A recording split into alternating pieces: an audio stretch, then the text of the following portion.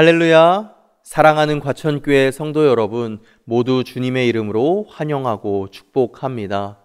하나님께서 우리에게 은혜로 허락하신 이 한날 주님 앞에서 거룩하게 살아가는 저와 여러분 되기를 간절히 소망합니다. 기도하겠습니다.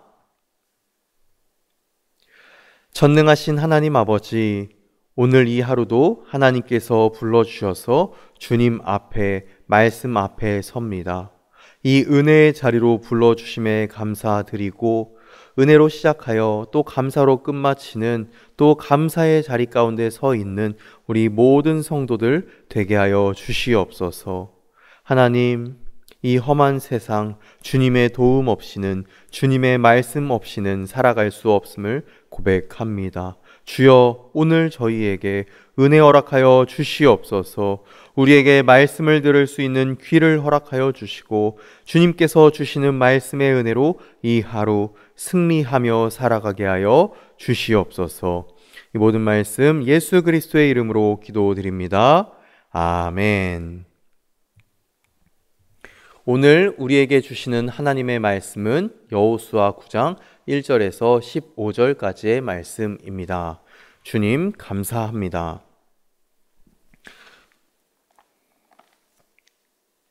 오늘은 여호수아 9장 11절에서 15절까지의 말씀 봉독하겠습니다.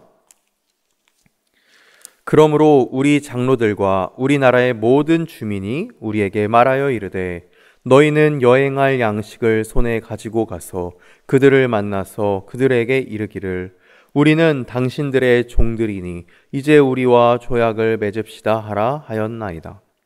우리의 이 떡은 우리가 당신들에게로 오려고 떠나던 날에 우리들의 집에서 아직도 뜨거운 것을 양식으로 가지고 왔으나 보소서 이제 말랐고 곰팡이가 났으며 또 우리가 포도주를 담은 이 가죽 부대도 새 것이었으나 찢어지게 되었으며 우리의 이 옷과 신도 여행이 매우 길었으므로 낡아졌나이다 한지라. 무리가 그들의 양식을 취하고는 어떻게 할지를 여호와께 묻지 아니하고 여호수아가 곧 그들과 화친하여 그들을 살리리라는 조약을 맺고 회중 족장들에게 그들에게 맹세하였더라. 아멘. 성도 여러분, 우리는 계속해서 여호수아의 말씀을 살펴보고 있습니다. 바로 전 8장에서 이스라엘 백성들은 아이성 전투에서 대승을 거두고 하나님께 온전히 순종하는 아름다운 모습을 보여주었습니다. 그러나 오늘 본문은 또한 이스라엘 백성들 또한 여호수아의 실책을 보여줍니다. 우리가 인생을 살아가면서 종종 하는 말이 있습니다. 조금만 더 생각해 볼 걸, 조금만 더 기도해 볼 걸, 그때 하나님께 물어봤어야 했는데, 그때 이런 선택을 할 걸, 이렇게 후회하면서 또 인생을 돌아보는 적이 종종 있으실 것입니다. 그런데 그렇게 인생을 돌아볼 때 선택의 결과에 대해 후회하고 하나님을 더 의지해야 했다고 말하곤 합니다. 오늘 본문에 나오는 여호수아와 이스라엘 백성들도 그런 일을 겪습니다. 오늘 본문의 내용을 잠깐 살펴보겠습니다. 이스라엘 백성들이 여리고와 아이성을 무너뜨리자 가나안 지역의 여러 왕들이 그 소식을 듣고 경계하기 시작합니다.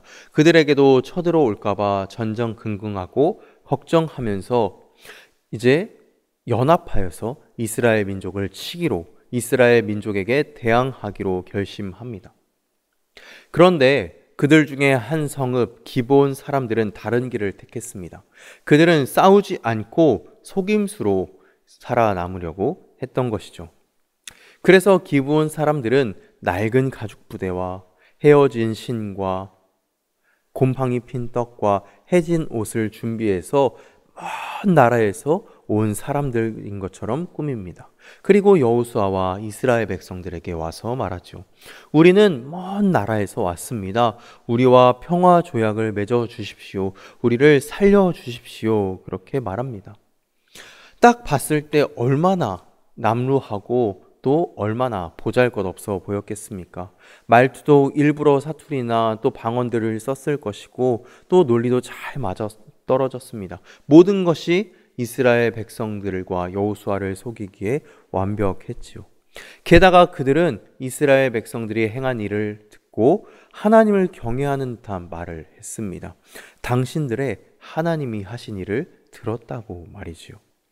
거짓말이었지만 그 말을 듣고 이스라엘 백성들의 여호수아의 마음이 움직였을 것입니다.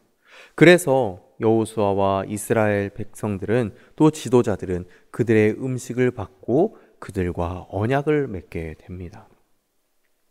바로 그때 하나님께서는 또 성경은 이렇게 말씀합니다. 그들이 여호와께 묻지 아니하였다라고 한 문장 짧지만 매우 묵직하게 그들을 고발하고 있습니다. 묻지 않았다는 것은 단순히 기도하지 않았다는 말이 아닙니다. 하나님께 의논하지 않았다는 뜻입니다. 즉 하나님의 관점을 그들이 구하지 않았다는 것이죠. 자신들의 판단으로 충분하다라고 생각했던 것입니다. 그래서 우리는 오늘 이 본문을 통해서 두 가지의 중요한 영적인 교훈을 배울 수 있습니다. 첫 번째로 여호와께 묻는 삶은 겸손한 삶이자 지혜로운 삶입니다. 성도 여러분, 하나님께 묻는다는 것은 단순히 하나님 어떻게 할까요? 라고 말하는 행위가 아니라 이것은 내 생각보다 하나님의 뜻이 더 옳습니다. 내 판단보다 하나님의 판단이 더 정확합니다. 라고 인정하는 겸손의 행위입니다. 여호수아는 참으로 훌륭한 지도자였습니다. 전쟁 경험도 많고 하나님의 말씀을 누구보다 잘 알고 있었고 또 가나안 땅을 정탐했을 때 담대하게 이렇게 이스라엘 백성들 앞에 용기 있게 가나안 땅을 우리가 정복할 수 있다고 외쳤던 참으로 용기 있는 지혜로운 지도자였습니다. 하지만 바로 이때 자신감이 함정이 되었습니다. 그래서 아주 사소한 것이지만 이 정도는 내가 판단할 수 있다. 굳이 이 정도는 하나님께 물을 일이 아니다. 라는 이 마음이 들었을 것입니다. 그런데 그 작은 마음이 이스라엘 백성들을 영적으로 무너뜨린 것이죠. 성도 여러분, 우리가 하나님께 묻는 것을 잃어버릴 때 우리는 겸손을 잃어버립니다. 묻는다는 것은 하나님을 인정한다는 것입니다. 그래서 하나님, 우리는 잘 모릅니다. 저는 잘 모릅니다. 하나님께서 우리의 인생을 인도하여 주시옵소서. 모든 삶을 주님께서 주관하여 주십시오. 라고 하나님께 인정하는 것이 신앙의 기본 자세입니다. 그래서 잠언 3장 5절에서 6절은 이렇게 말씀합니다. 너는 마음을 다하여 여호와를 신뢰하고 내 명철을 의지하지 말라. 너는 범사의 그를 인정하라. 그리하면 내 길을 지도하시리라. 아멘. 이 말씀은 우리가 여호와께 묻는 삶, 하나님께 묻는 삶을 가장 명확히 요약한 구절입니다. 범사의 그를 인정하라. 범사의 하나님을 인정하라. 즉 모든 일에 하나님께 의논하고 하나님께 맡겨드려라 라는 것입니다. 우리는 인생의 중차대한 일은 앞두고는 하나님께 기도하지만 작은 일에서는 그냥 넘어가 버릴 때가 많이 있습니다. 그러나 하나님께 묻는다는 것은 크고 작은 일을 구분하지 않습니다. 우리의 모든 삶 전체를 하나님께 맡겨드리는 태도이죠. 그리고 그렇게 살아갈 때 오늘 말씀의 이 잠언의 말씀처럼 또 잠언의 주제처럼 우리는 겸손함으로 지혜로운 사람이 되어가는 것입니다. 그렇기 때문에 사랑하는 성도 여러분, 우리가 주님께 묻고 주님을 의지하여 주님의 지혜를 얻어 살아가는 지혜로운 저와 여러분 되기를 간절히 축원합니다. 두 번째로 하나님께서 주인 되시는 삶은, 하나님께 묻는 삶은 안전한 삶입니다.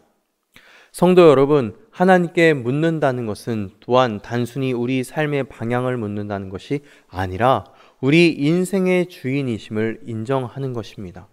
하나님, 우리의 인생의 주권은, 우리 인생의 결정권은 하나님께 있습니다. 라는 이 고백이 바로 하나님께 묻는 삶의 본질인 것입니다.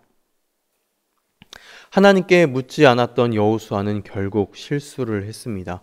그 결과 이스라엘은 기브온 사람들과 언약을 맺어버렸고, 그 언약은 하나님 앞에서 한 맹세이기 때문에 깨트릴 수 없었습니다. 그래서 이스라엘 백성들은 결국 그들을 죽일 수도 쫓아낼 수도 없게 되었지요. 대신에 기브온 사람들을 나무를 베고 물을 깃는 사람들, 그들의 종으로, 성막의 종으로 삼습니다. 그렇게 성경 말씀은 표면적으로 승리한 것처럼 보이고 말씀하지만 사실은 그 끝이 씁쓸합니다. 왜냐하면 그 기브온 사람들이 언제 그들이 이스라엘 백성들을 배신할지 모르는 항상 염려를 하는 삶을 살아야 했기 때문입니다. 성도 여러분, 이렇게 하나님을 주인으로 모시지 않는 삶은 당장은, 잠시는 평안해 보일지 몰라도 그 안에는 반드시 허무함이 찾아오고 반드시 흔들림이 찾아옵니다. 반대로 우리가 하나님께 묻는 삶은 안전한 삶입니다. 때로는 느려 보이고 때로는 손해 같아 보여도 결국 그 길이 우리의 인생에서 가장 복된 길이 되는 것입니다. 성경에는 이렇게 여호와께 묻는 사람들이 등장합니다. 모세는 결정할 때마다 하나님께 묻는 사람이었습니다. 민수기 27장 21절 말씀을 보면 여호수아에게도 또한 하나님께 묻는 법을 가르치지요. 그는 제사장 엘르아살 앞에 설 것이요 엘르아살은 그를 위하여 우림의 판결로서 여호와 앞에 물을 것이며 그와 온 이스라엘 자손 곧 온 회중은 엘르아살의 말을 따라 나가며 들어올 것이니라. 아멘. 여기서 그는 여호수아입니다. 즉 여호수아는, 모세는 원래 하나님께 묻는 사람이었습니다. 그런데 특히 오늘 말씀에서 여호수아는 이번 한 번 묻지 않았고 그 한 번의 실수가 평생의 짐이 된 것입니다. 다윗 역시 하나님께 자신의 삶을 묻던 사람이었습니다. 그는 전쟁을 앞두고 항상 하나님께 물었습니다. 내가 전쟁터로 가는 것이 맞습니까? 주께서 그들을 내 손에 넘기시겠나이까? 지금 전쟁을 해도 되겠습니까? 그렇게 항상 그의 출입을 하나님께 물었고 그 결과 다윗은 언제나 하나님의 도우심을 받아 살아갈 수 있었습니다. 그러나 반대로 사울은 하나님께 묻지 않았던 사람입니다.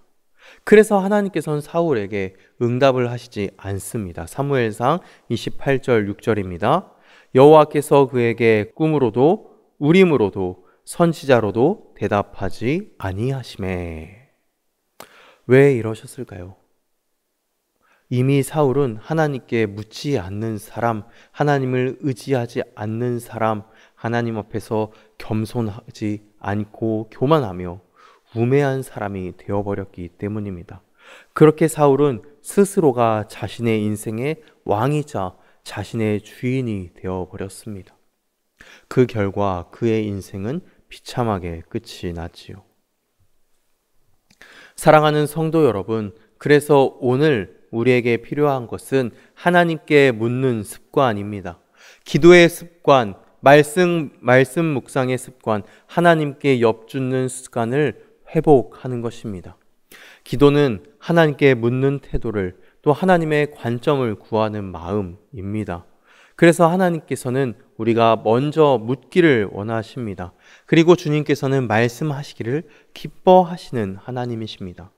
우리가 묻기만 하면 하나님께서는 반드시 그 인생의 길을 보여주시는 분이십니다. 그래서 이렇게 약속하십니다. 시편 32편 8절 말씀입니다. 내가 내 갈 길을 가르쳐 보이고 너를 주목하여 훈계하리로다. 아멘. 우리가 하나님께 물을 때 하나님께서는 우리의 갈 길을 가르쳐 보이겠다. 너를 주목하여 훈계하겠다. 내가 너를 반드시 선한 길로 이끄겠다라고 말씀하시는 것이죠.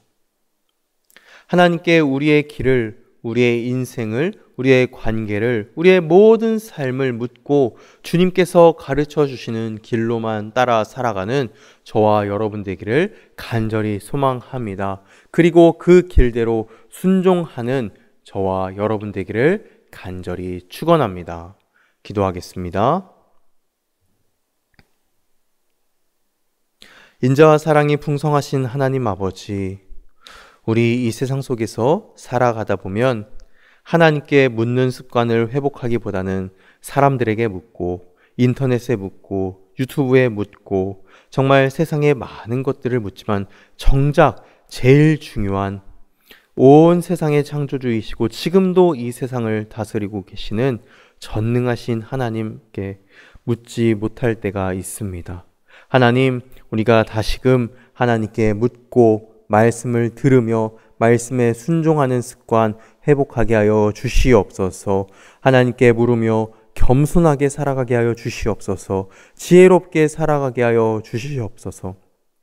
그래서 하나님께 물음으로써 우리 인생의 주인이 하나님임을 다시금 고백하고 인정하는 삶 살아가게 하여 주시옵소서.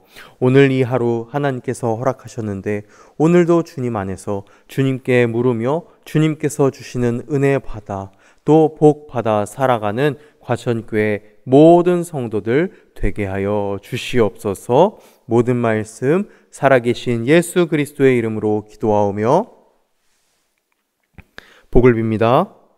지금은 우리 구주 예수 그리스도의 은혜와 하나님의 지극하신 사랑하심과 성령 하나님의 교통하심이 우리가 살아가면서 우리의 모든 것을 하나님께 물으며 하나님의 응답받아 하나님의 인도 따라 순종하며 살아가기로 결단한 과천교회 모든 성도들 가운데 그 가정 가운데 삶의 자리자리 가운데 이제로부터 영원까지 함께 하시기를 간절히 축원하옵나이다.